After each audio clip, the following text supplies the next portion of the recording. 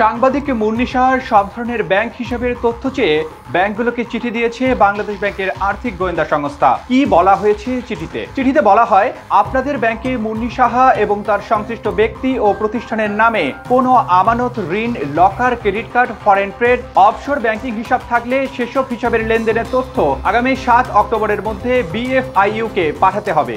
এসব হিসাব খোলার ফর্ম, টিপি, KYC প্রোফাইল ফর্ম, শুরু থেকে হালনাগাদ লেনদেন বিবরণী ও অন্যান্য দলিলের তথ্য BFIU কে পাঠাতে নির্দেশ দেওয়া হয় ওই চিঠিতে।